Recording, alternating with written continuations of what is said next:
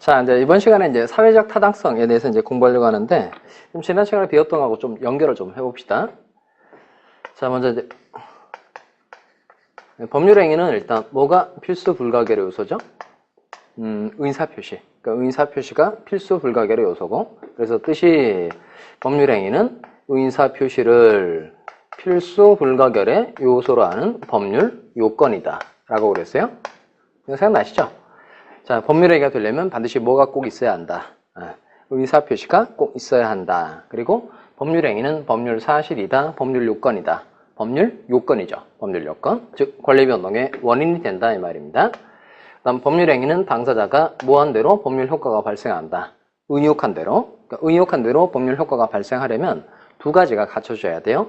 무슨 요건과 무슨 요건을 갖춰줘야 되죠? 성립 요건과 효력 요건을 갖춰줘야 한다. 그랬어요. 그다음 요 성립 요건에 해당되는 게 세 가지였는데 세 가지 생각나십니까? 세 가지가 당사자, 목적, 의사표시죠. 다시 당사자, 목적, 의사표시. 그다음 효력 요건에 해당되는 게 첫 번째 당사자가 능력 세 가지를 갖춰야 돼요. 그 능력 세 가지가 뭐죠? 권리 능력, 행위 능력, 의사 능력 이거 갖춰야 되고 그다음 법률행위 목적은 네 가지를 갖춰야 돼요. 그 순서대로 잘 기억하는 거였습니다. 그 네 가지가 뭐죠? 확가, 적사이죠.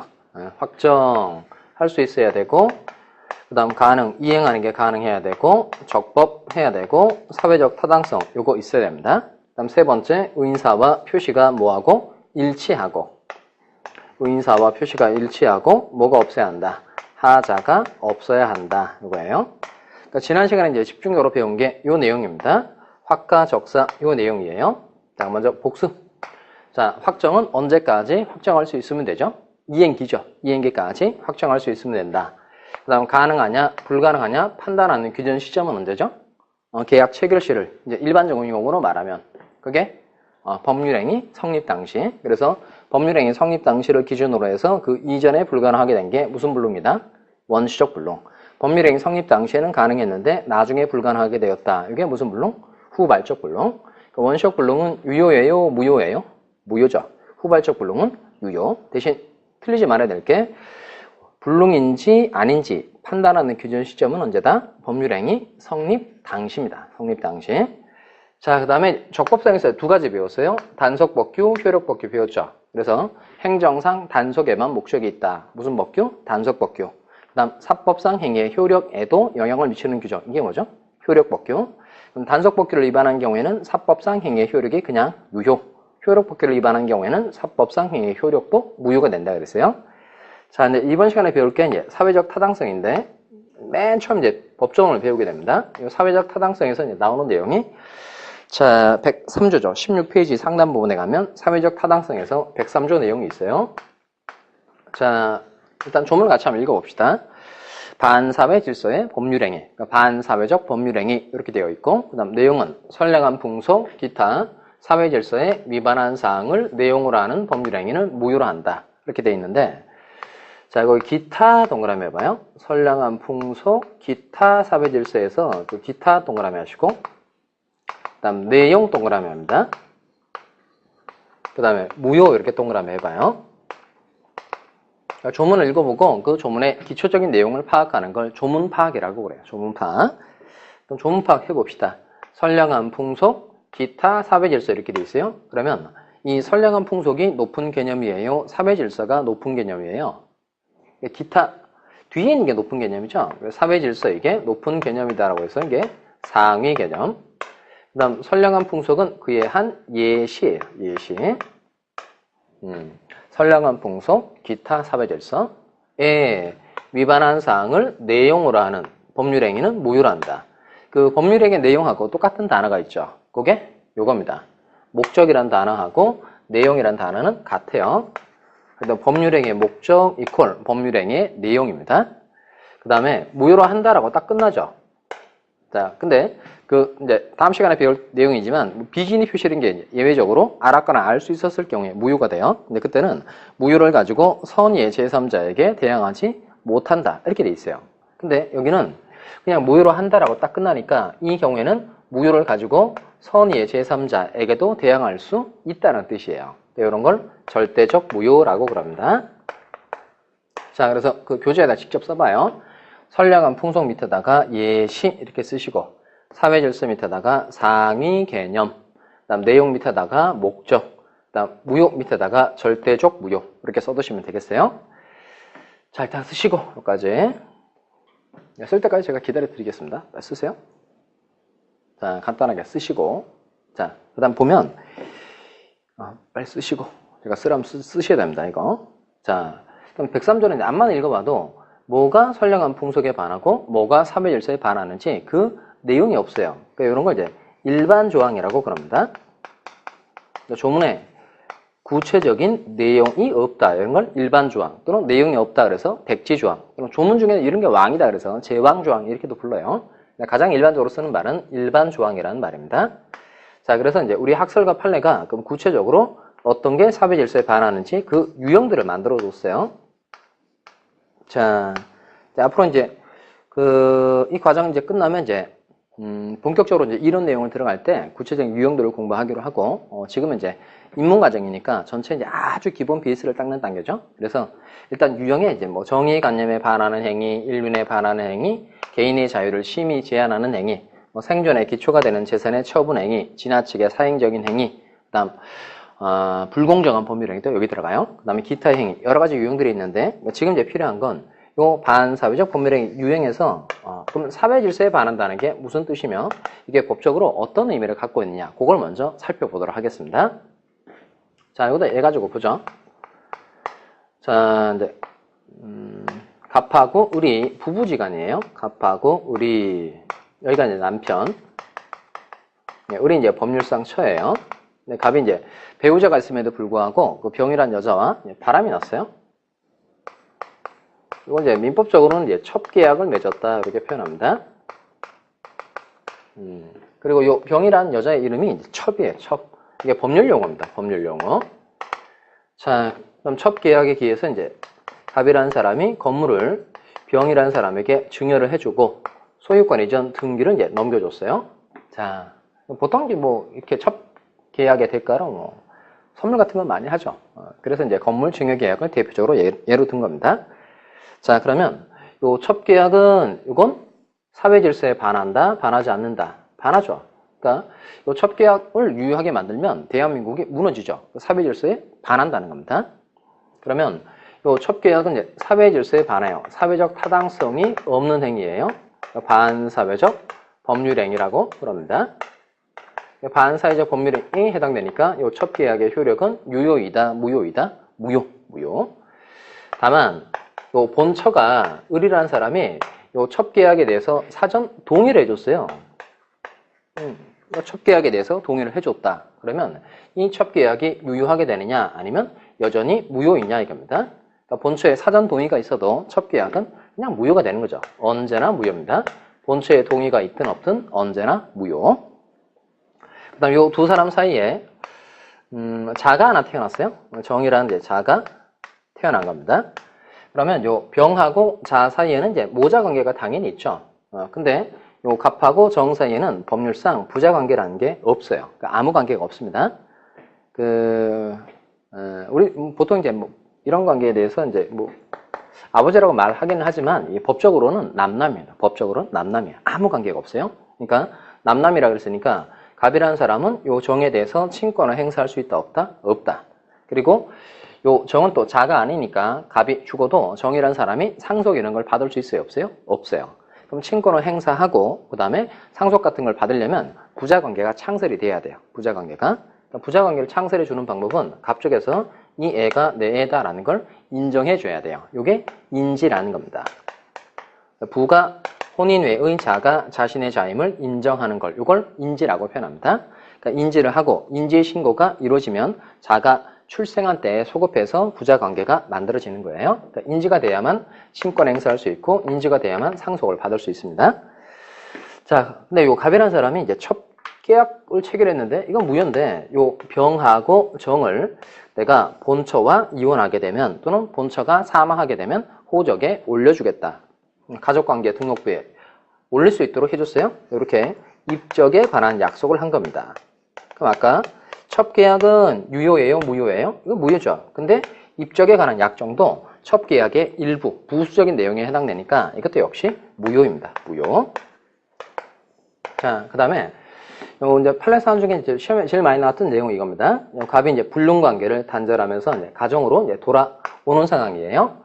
네, 첩계약은 무효고 입적에 관한 약정도 역시 무효라고 배웠는데 이 사람이 불륜관계를 단절하면서 이제 돌아오려고 보니까 요 병도 불쌍하고 정도 불쌍해서 첩의 생활비, 자녀의 양육비를 지급하기로 약속을 한 겁니다. 첩계약 이런 건 이제 불법의 세계로 불법의 세계에 있을 때 체결한 계약이지만 첩의 생활비, 자녀의 양육비를 지급하기로 한 건 합법의 세계로 돌아오면서 체결한 계약이니까 이런 건 사회질서에 반하지 않죠. 그리고 또 자기가 저지른 일에 대해서 또 책임을 져야 되잖아요. 그러니까 첩의 생활비, 자녀의 양육비를 지급하기로 한 계약은 사회질서에 반하지 않아서 이놈은 그냥 유효예요. 유효. 자, 그 다음에 이제 요 갑과 을 사이에 또 그 생긴 내용도 시험용으로 그 판례 사안에 꽤 있어요. 먼저 갑이라는 사람이 이제 바람 폈으니까 내가 다시는 바람을 피지 않겠다 이렇게 각서를 썼어요. 또 부부관계 충실하겠다 이렇게 각서를 이렇게 썼어요. 이건 유효인가요? 무효인가요? 내용이 좋아요? 안 좋아요? 이런 건 좋죠. 다시는 바람 피지 않겠다는 내용이니까 각서 쓴 행위는 그냥 유효예요. 유효. 그 다음에 요 을이라는 사람이 입었을 정신적 고통 이런 게 있으니까 갑이 그 손해배상조로 자기가 가지고 있는 건물을 요 을이라는 사람에게 양도해 줬어요. 양도. 근데 요 갑이 을이 아무래도 이 건물을 이제 손해배상조로 양도받고 난 다음에 확 다른 사람에게 팔아버릴 것 같으니까 양도 계약을 체결하면서 이렇게 제한을 붙여놨어요. 부부관계가 유지되는 동안에는 처가 임의로 처분하지 못한다. 이렇게 제한을 붙여놨어요. 제한.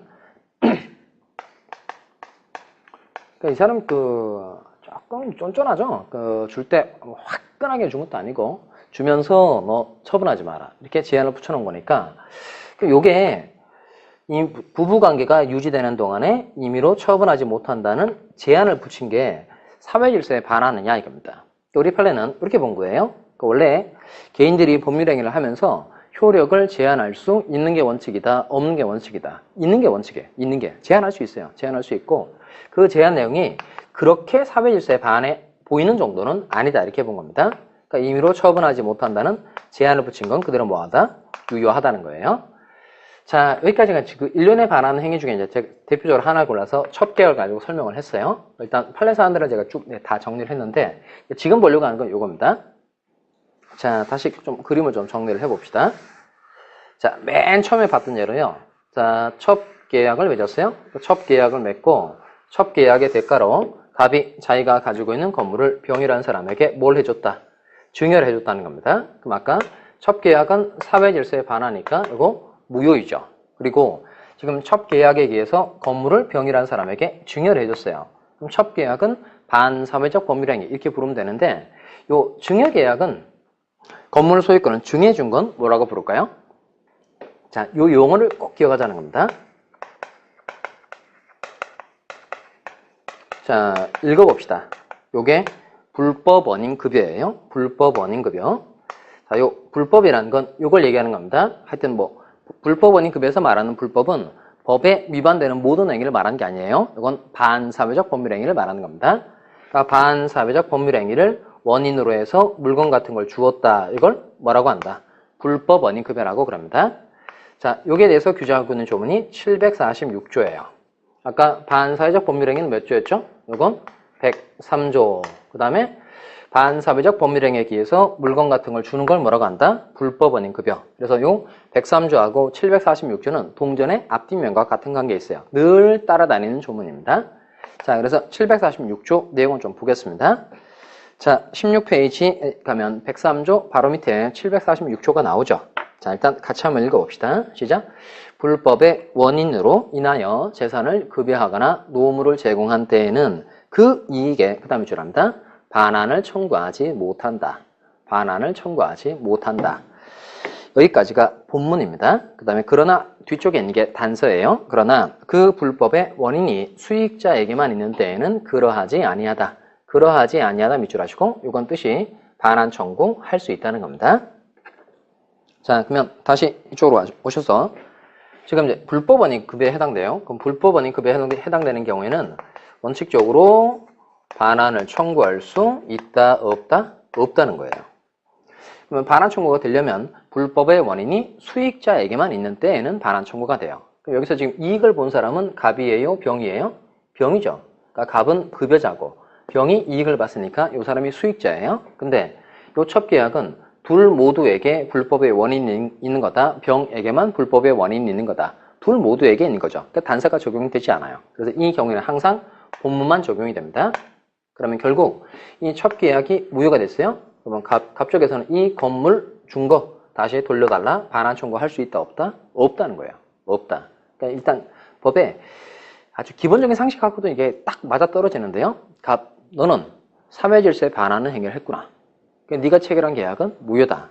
그럼 갑이라는 사람이 이 계약이 나중에 무효라는 걸 주장해서 건물을 되찾아가지고 오려고 할 때 법이 도와준다? 안 도와준다? 안 도와준다는 거죠. 반환 청구 안 된다 그랬으니까. 그러니까 첩계약과 같이 반사회적 법률행위를 저지른 자는 그 급여물의 반환을 청구하지 못하도록 해서 이 사람에게 불이익을 주겠다는 거예요. 그럼 만약에 나중에 사회질서에 반해서 무효인데 반환 청구할 수 있도록 하면 첩계약이 줄어들어요? 안 줄어들어요? 안 줄어들죠. 첩계약은 무효가 됐고 건물 다시 돌려받고 또 다른 사람과 첩계약 맺고 건물 돌려받고 이러면 안 되잖아요. 그러니까 요 반사회적 법률행위하고 불법원인 급여하고는 늘 따라다니는 내용입니다. 사회질서에 반하는 법률행위에 의해서 물건 같은 걸 줬어요. 이걸 뭐라고 한다? 불법원인 급여. 불법원인 급여에 해당되는 경우에는 원칙적으로 반환을 청구할 수 있다, 없다? 없다는 겁니다. 그러면 갑의 반환 청구가 인정되지 않으니까 이 건물에 대한 소유권은 누구에게 넘어갈까요? 병에게 넘어갑니다. 요 병이라는 사람이 건물에 대해서 소유권을 취득하는 건 요건 요렇게 불러요. 자, 요 단어 잘 기억해 두시기 바랍니다.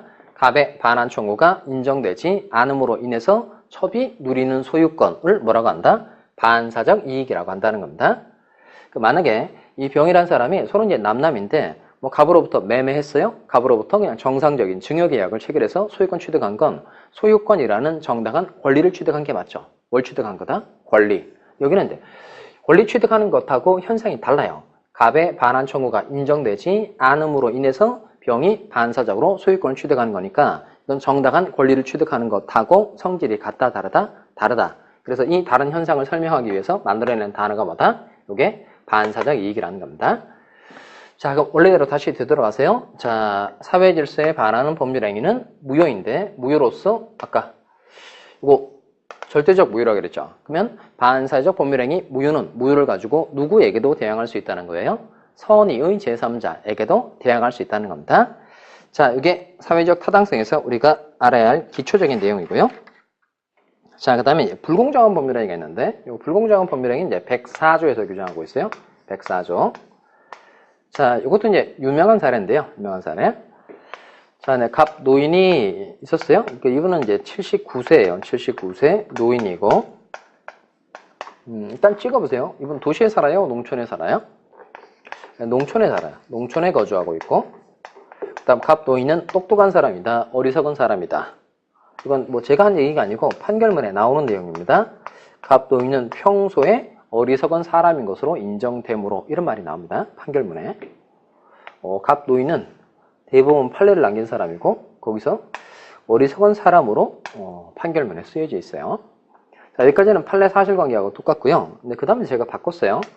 갑이 가지고 있는 건물이 3억짜리가 있었어요.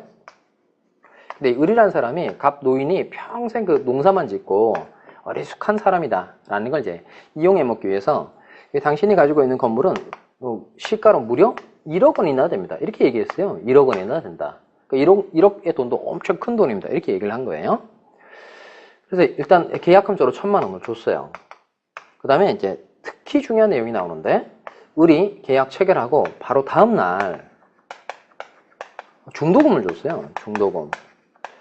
보통 시간적으로 좀 격차가 있죠. 계약금 주고 뭐 한 보름 뒤에 중도금 주고 그 다음에 또 보름 뒤에 또 잔금 주고 이런데 계약 체결하고 바로 다음날 중도금을 줬어요. 그 중도금도 많이 줬어요. 계약금조로 1,000만 원을 주고 중도금조로 7천만 원을 준 거예요. 7천만 원. 그럼 합계가 8천만 원이잖아요. 8천만 원.